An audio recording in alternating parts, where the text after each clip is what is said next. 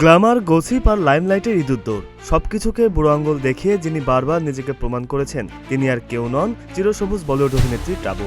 ৫৪ বছর বয়সে দাঁড়িয়েও তিনি যেন এক রহস্যময়ী রূপকথা, যার কাছে বয়স কেবল একটি সংখ্যা মাত্র।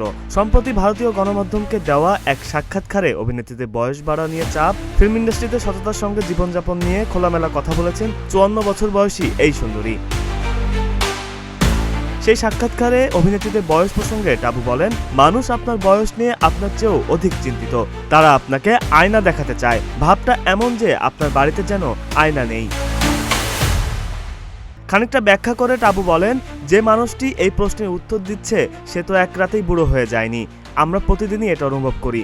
এমন তো নয় যে ২০ বছর বয়সে ঘুমালেন আর পরের দিন উঠে দেখলেন আপনার বয়স ৪৫ বছর হয়ে গেছে। ইন্ডাস্ট্রি অনেকে টাবুকে পরামর্শ দিয়েছেন কোনো সিনেমা না করতে চাইলে যেন সত্যিকারের কারণ না বলে। ইন্ডাস্ট্রি অনেকে চাইতেন স্ক্রিপ্ট নিয়ে সরাসরি মতামত না দিয়ে ডেট মেলেনি ধরনের অজুহাত যেন ব্যবহার করেন।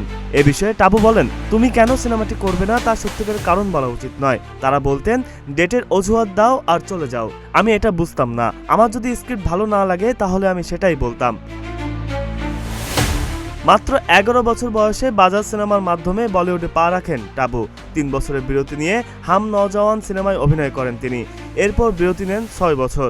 ১৯৯১ সালে তেলুগু ভাষার কুলি নাম্বার ১ সিনেমায় প্রধান চরিত্রে অভিনয় করেন টাবু। ১৯৯৪ সালে হিন্দি ভাষার বিজয়পথ সিনেমায় অভিনয় করে নজর কাড়েন তিনি। এ সিনেমার জন্য নবাগত নায়িকা হিসেবে ফিল্মফেয়ারে সেরা অভিনেত্রী পুরস্কার জিতে নেন এই সুন্দরী। এতে তার সহশিল্পী ছিলেন অজয় দেবগন।